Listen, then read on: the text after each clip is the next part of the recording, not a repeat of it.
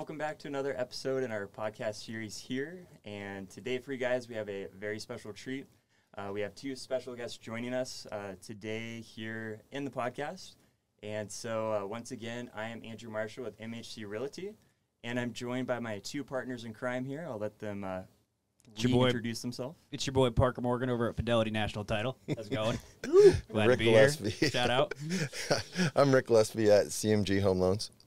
Awesome. And so, yeah, today, kind of for you guys, what we wanted to do was basically invite Jake and Jordan into the podcast room with us and basically just ask them what it's like to be renters in 2023, how it's going for them, and they're actually looking to buy here soon. And so we just kind of wanted to get the perspective of what it's like from a renter's point of view and basically essentially why they would want to buy right now and why it's a really good time to kind of transition from renting to buying in the current state of market that we're in. And so, yeah, we'll be kind of asking them some questions, trying to find out a little bit more information about why they're looking to do that right now. So You betcha.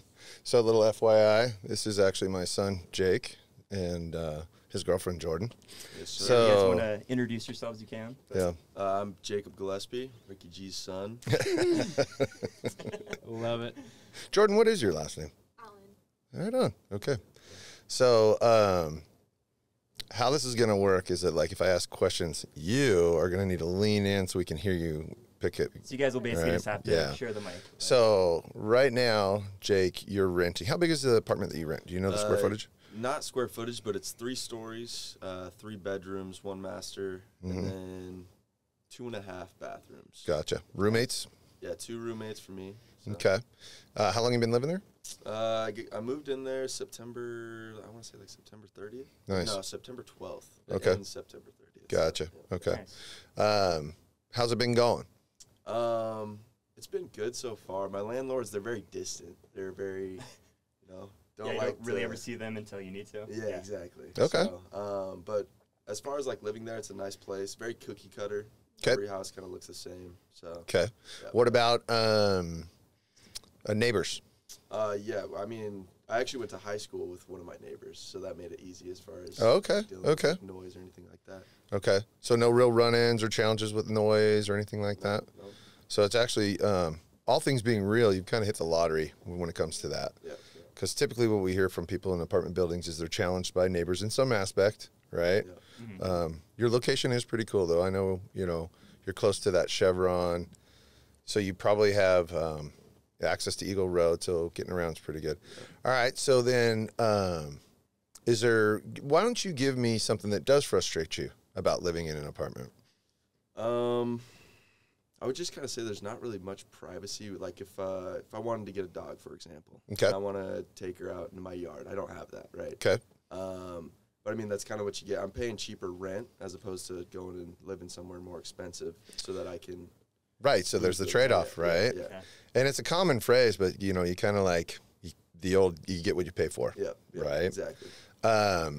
So what do you guys are looking to buy. What's the, give me the number one question you guys, okay, here we go. I'm renting an apartment. I have a place to live. That's not an issue, right? Yep. But I want to go buy. What's the first thing that comes to your mind of a question you would ask, say, a loan officer or a real estate agent? I'd probably go with something more location-wise, like where's a good location that's going to be safe. Okay. That's not going to be super expensive, but still going to be quality. Okay. Yeah, no, I think that's a good starting point too, because a lot of times it's all about location, Yeah. especially for both of your guys' jobs and just commute distance. Right. But the convenience factor, obviously your money goes a lot further the farther out you get, Yeah. but that doesn't necessarily mean it's going to be safe by any means. So I think that's a great way to start the conversation too, because our best objective is to get you what you want. And if we can find something in Boise, Meridian, because more stuff's on the market now, then it'd be a win-win for you guys. So, Right. yeah, I think it's a So- good question, though. It's a very common thing, and everybody does it. Even with renting, you do this exercise of, okay, what is it? I want to be here. Like my favorite place would be right down in Eagle by the Eagle Bike Park, right? Oh, For all absolutely. the access. Well, as soon as you start looking at what's available and the cost, suddenly I'm not going to be living in Eagle by the Eagle Bike Yeah. Park, right? So you try to then you work your way out, and finally you land somewhere where it kind of fits, right? So that's a good starting point. Is there, how do I want to ask this question? Is there a desire of what type of home that you want?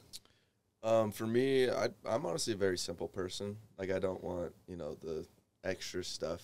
Okay. First home, I'm not going to need it. Right? Okay.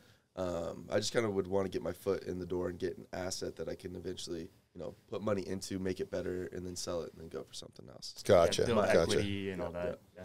Okay. Well, let's get, like, are there any things within a home that you have desires for? Mostly just like the basic necessities, kind of. So there's because sometimes, when you have a couple, the guy will want his shop out back. Yep, absolutely. And then, the wife will come in and say, that better be a bomber kitchen because I love to cook and entertain. Right? But that's typically not your first go round when you're buying your first home. It's just, let's just get into one. Yeah, the Right? basic essentials, yeah. Yeah. Any thoughts on like if you travel out towards, because in our community, a lot of people are out going towards Caldwell, Nampa, building out that way. Any reservations going that way? No, I will never live in Caldwell. Okay. Yeah. It's definitely So that's like a firm no. it's Yeah. out of the way for both of our jobs too. We both work in downtown Boise. Right. So it's like on the complete Ooh, yeah. opposite side. Okay. So especially hitting traffic going back. Yeah, Oh, yeah. yeah. Oh, yeah. It'd be good to see my grandparents, but that's really the only pro. Hey, that's why they invented freeways and cars. Right? And, it's one thing if they lived 2 hours away, Yeah, yeah. Mhm. but when you're 20 minutes, come on. A little bit more convenient. Yeah. I mean, I am a little bit biased with Caldwell and Nampa. It's probably a great place to live, but just, It is getting better. yeah. Yeah. So, and same with Boise, there are just sections that you just go, you know what, maybe not live there, Yeah, right? Yeah. Exactly. Okay. And then, okay, so now let's say that you were able to get with a realtor and you found an area, right, that you liked, and there's some homes there. Now we're going to start the home buying process. What's a question that flies into your brain right off the bat? Have you guys thought about it much?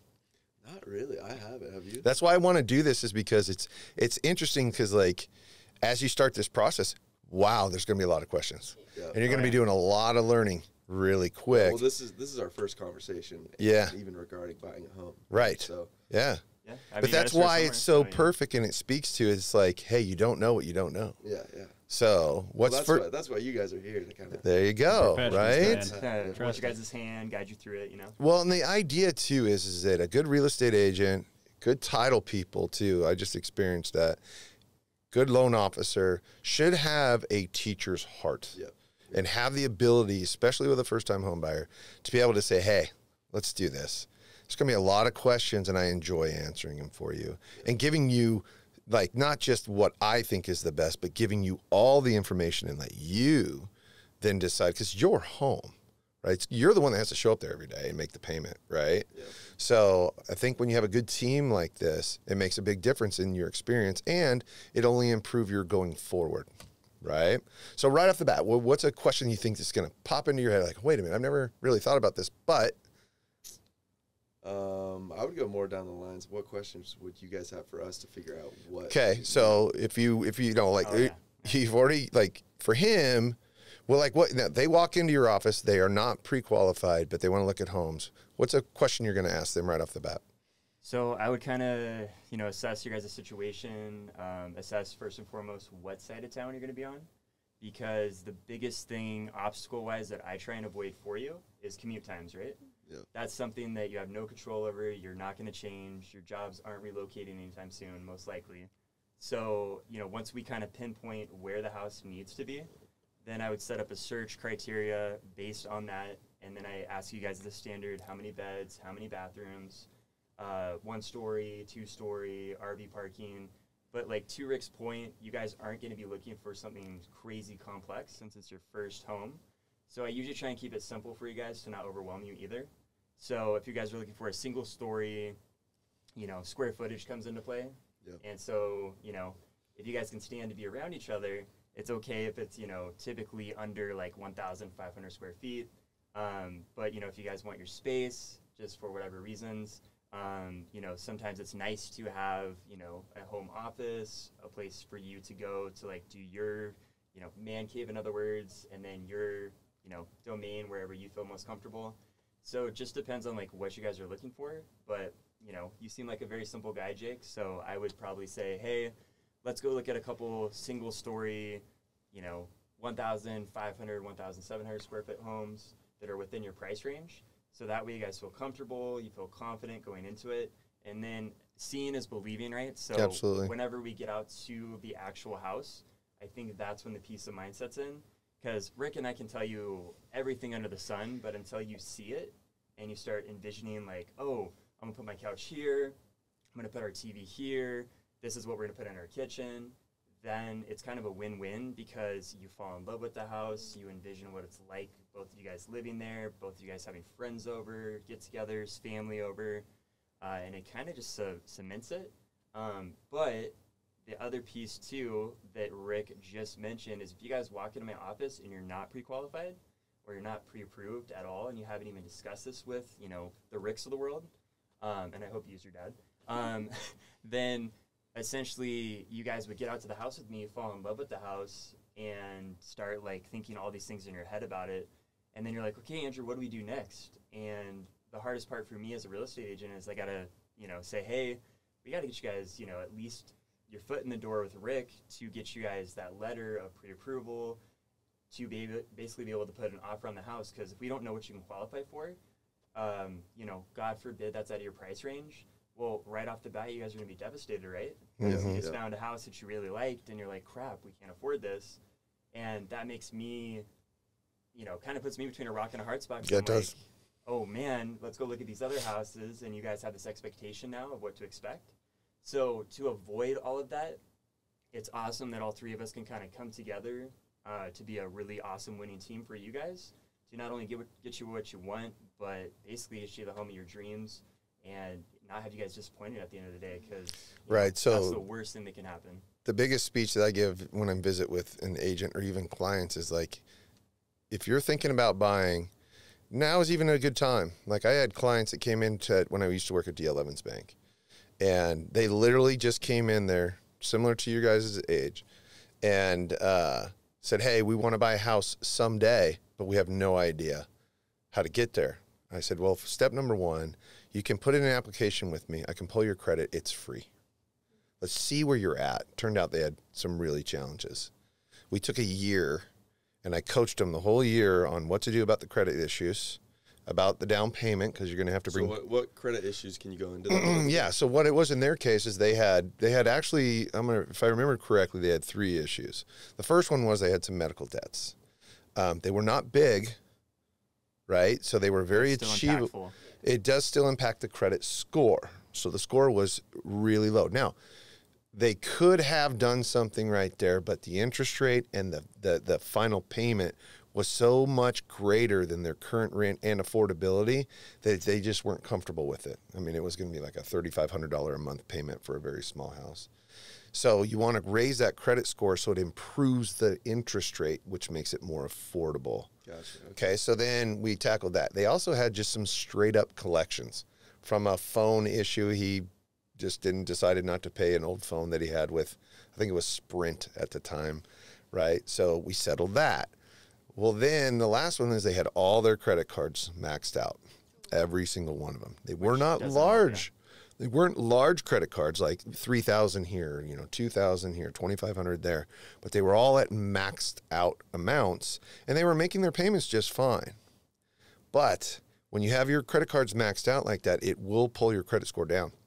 Gotcha. So I coached them, and we had a program at the time that would kind of show them, pay each one of these down to 33% of the available balance, not the balance, the available balance. Pay those down to 33%, and then you just got to wait. And you got to let it report every month. Get those medicals further down the road, get those credit cards, and they were diligent. And they didn't have to, but they decided to try and save up like at least a 3% down payment.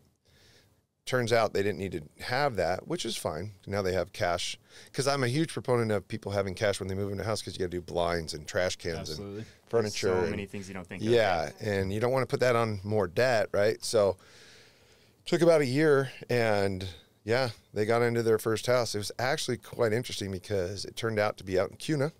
People forget about Cuna. And it old was Cuna. new, and it was new construction, and it was, to your point, like 1350.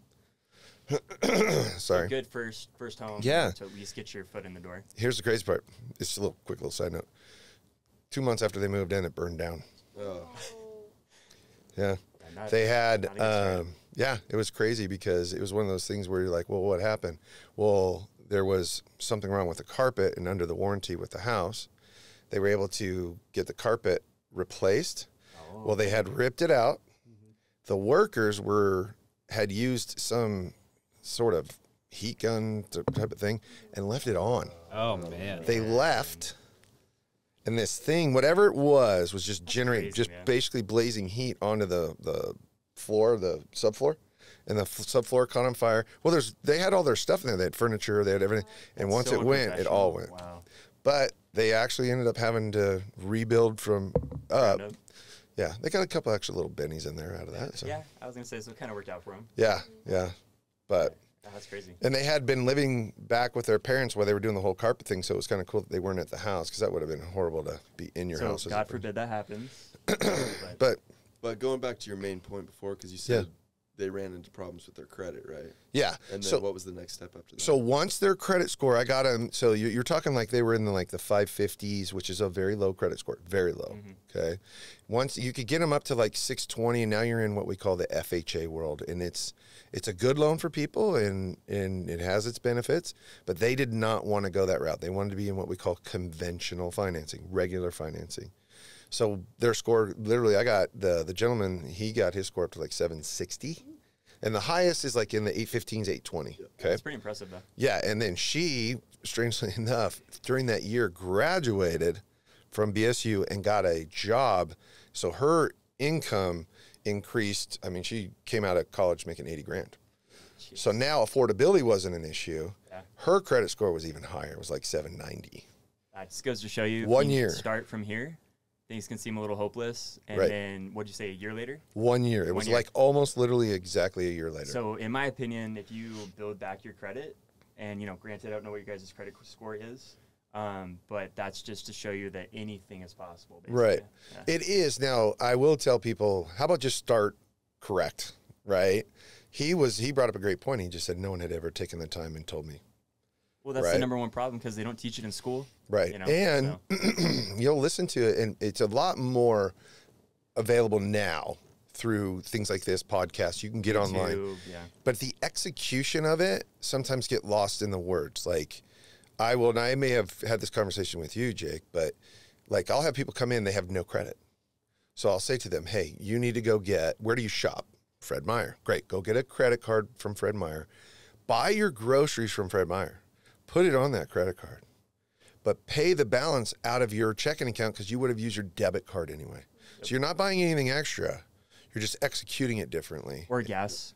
Same thing. So I go, where do you like to buy your gas? Yeah. Oh, I get a Maverick card and get a Chevron card. Because you're Just- doing it anyway, so why not? So you're swiping the credit card. I get it. So it's really about being able to manage your money. But what is a credit score?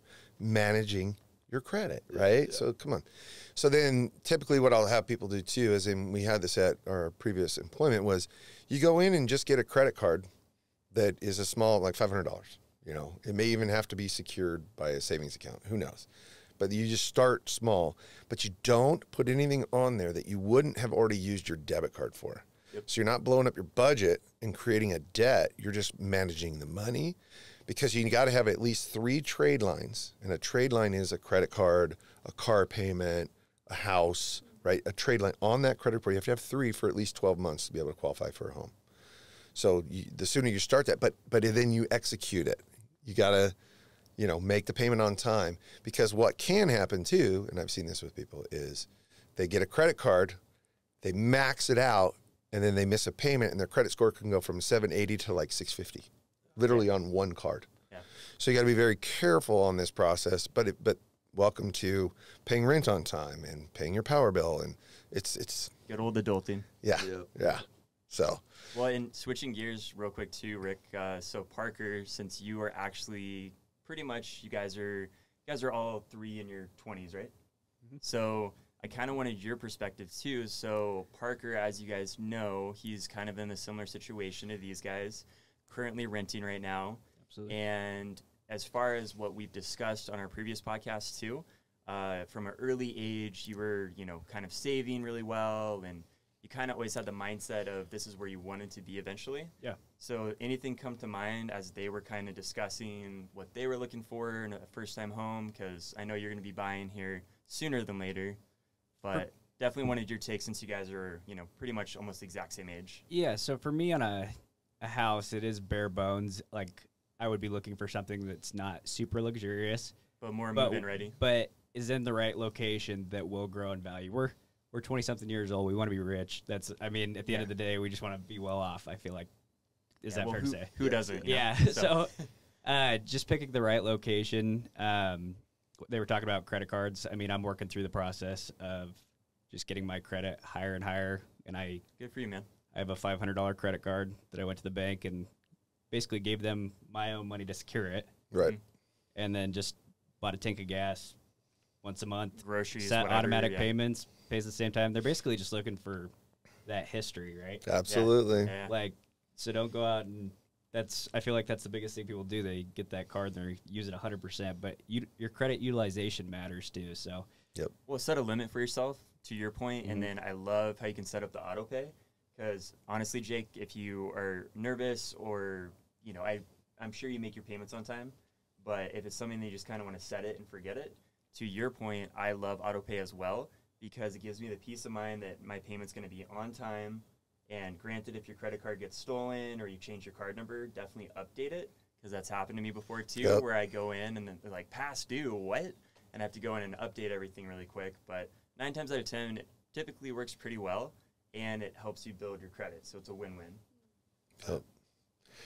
and then just like general discipline, just like put away a certain amount of money every month, and then just Which is hard. that's how I mean, that's difficult, but pay yourself first is what they say. Right. So Yeah. And I like the fact that you brought that up too on our other podcast because it's so important to do that because it builds up that, self-reliance, self-independence, once again, adulting, right? Yeah. Because you feel like you're moving in the right direction. And when you have that motivation, it's easier to keep chugging along as, it's easy to get discouraged along the way or you have a flat tire come up or Oh, something. just life, There's always something. and just, yeah, it's always nice, when you can get a win here and there. Right. Well, and I think too, speaking to like, how long have you had your job? 2.5 years now. Right, Yeah, so you have to have a job too. The funny part, the real interesting part is that I've had people come in and they're like, hey, I want to own my own house. I'm done renting. This apartment thing is not for me. I'm like, great. Okay, so what do you do for a living? Yeah, man, I haven't really thought about that yet. I'm like, okay. Minor detail. How do you pay your rent? Well, right now my folks are paying it for me. And you're going, okay, that's going to need to change. And interestingly enough, a lot of people don't realize this, is that 2.5 years, you're good to go, right? If you go to college, that counts as work history if you graduate and then you go right into a career. Yeah, that's right. They will have but if people aren't, are you, right now you're not going to school, No, right? no. You already have, how long have you had your job? Not quite a year yet. Okay. Where do you guys work, Billy? Just out of curiosity. I work at St. Luke's. Oh, cool. I work at a bar downtown. Nice. Yeah. Right on. So talk to me though, you went to college. Did you go directly from college to your job? I'm still in college right now. So you're doing both? Yeah. Okay, so in your instance, I would be able to qualify you because of your college history. They do look at that as like, it's not really employment history, but they'll give you credit for it. So you have an individual that doesn't go to college, and let's say, hey, you know what? You found a job downtown. You're making pretty good money. You're liking what you're doing. But you've only been in there, say, 3 months. What'd you do before that? Yeah, I had a client do this. Yeah, I was kind of touring Europe, doing my thing, want to get it out of my system. Well, you got 2 years, buddy. Yeah. So you got to be careful on those kind of situations too, that, there is this requirement. How did you, you wouldn't know that if no one told you that, right? Yep. So, unfortunately for that gentleman, he had to crank it out for a couple of years. But guess what? Once you do the 2 years, you're solid, right? Well, and now he knows what path to go down. Right, So, right. And the funny part too is I tell people all the time, it's like, so we'll take Parker, for instance, 2.5 years. You find a house, you move into it. Guess what you can do the day after you move in? Walk around naked in my own house. Well, I have a roommate now. that too. Well, there's that. that too, but get blinds. wouldn't like that. Get the blinds up, man. Yeah, right. Yeah. What I was getting at was, You liked it. should've. I know, And tie the rope, man. right? When you get the paper. You could literally change your job. You could quit. You could do right. It's once you're qualified and moved into the house, they're not going to come knocking on your door saying, "Hey, you still work there." You just got to make your payment on time, right? So a lot of people think like, well, if I buy a house, I'm locked into this career. Well, no, there's flexibility after the fact, right? Yeah, So just keep it until closing. Yeah. Yeah, when it's all official. Yeah. Because otherwise it's very bad. yeah. So yeah, I'm curious too. Like, you feel like you're pretty ready to buy a house? I'm definitely getting there. I got a while left on my lease in my apartment, but When you say a while, how much money you got left? like next March. Like, Oh, it just rolled. yeah, it just rolled. Okay. Well, when you're ready. I know who to call. Yeah. One So- call, that's all. So Yeah. I got a question. There's kind of a trend going on, like in TikTok and everything, Mhm. just social media, where people like our kind of age are like not going towards buying a home. Like they're kind of staying in that renter's mentality. Sure. Maybe focusing on like small businesses and like penny pinching until they can just like full on buy a house. Like, Full cash. well, like essentially get Close. rich, right? The mindset is don't do it the traditional way, do it the new way. Do an e-commerce business, make your own money, and then buy the house. Yeah, I've seen So- that too. Hey, and I tell you what, I don't have a problem with that. And here's why I don't have a problem with that, because people are motivated. I don't care how you do it, Yeah. right? And if you're going to dive in and generate that kind of cash flow, more power to you, man. Absolutely. But what's the reality of that per se over, like you got 100,000 people, how many people are going to be able to make that happen? Because you have so much competition. Right. Or, it takes a certain skill set. It takes a certain drive. You got to have a good, we'll call it a product or, what are they call content, essentially, right? And so, go for it. I would much rather, I know I work in the industry, but man, if everybody could have, their houses just free and clear and have the freedom of that, heck yeah. That'll be amazing. Yeah. I'll go do something else. You know what I mean? But But also, wouldn't like the market fluctuate, and typically it goes up. So if you're waiting longer, it's going to be a more expensive house, right? right. Yeah, you have to get in at the right time. Yeah. Yeah. So there is the flip theory, Jake, of where people say, hey, I know houses are expensive today. Well, guess what? Yeah, they were cheaper back then, and then back then. So they've always been cheaper. But I don't know. There are situations like 2008 where, yes, prices came down. Very quickly, though, values came back, right? So it wasn't like you had this 10-year period where houses were just cheap over cheap, So what the theory that everybody likes to say is the sooner you buy, the sooner you're generating value and equity. Even though it feels expensive today, just know that typically houses have always risen 3 to 5% per year on average. Yep. Yes, there's going to be better years and there's going to be lower years, but on average, that's what's going to happen. And to your point of having the freedom of just being able to do what you want, right?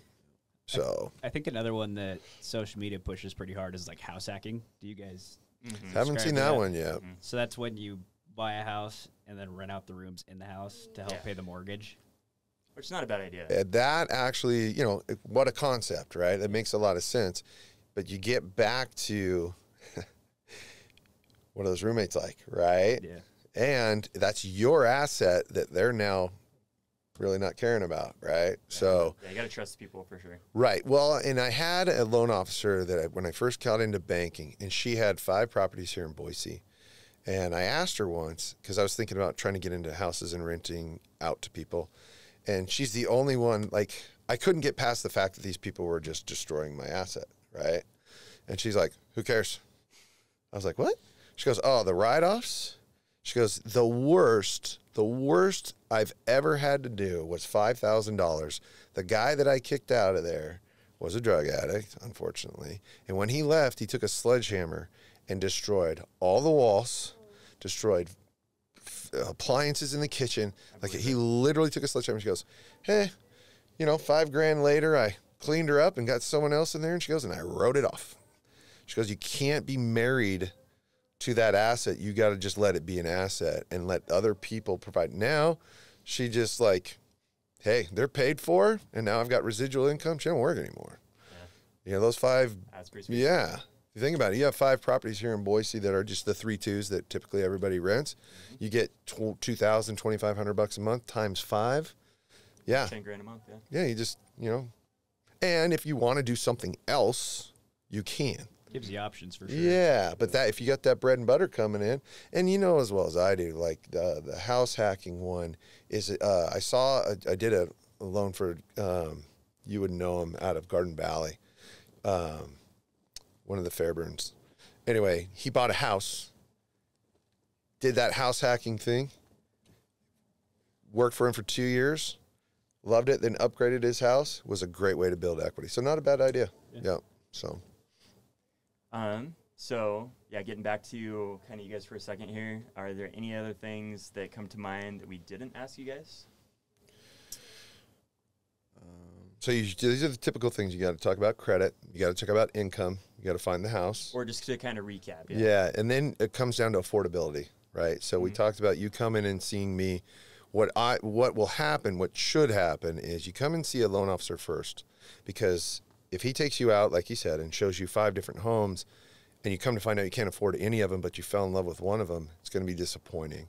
So you see a loan officer first for 2 reasons. One, you'll see what it's going to cost you, and can there be improvements in there? And if everything looks great, then you go house shopping, and then it's just going to be a matter of finding it, right?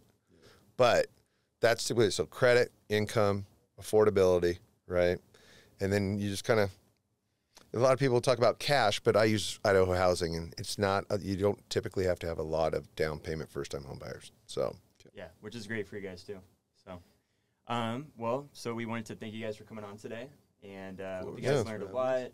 And if you guys out there are in a similar position to Jake and Jordan, where you guys are so sick of renting or just looking to take that next step, all 3 of us are always available and always willing to help you guys. So please feel free to reach out.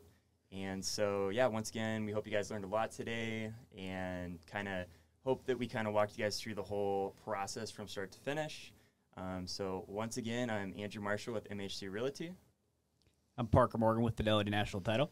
Rick Gillespie at CMG Home Loans. Thank you guys for joining us today, and hope you guys have a good rest of your day.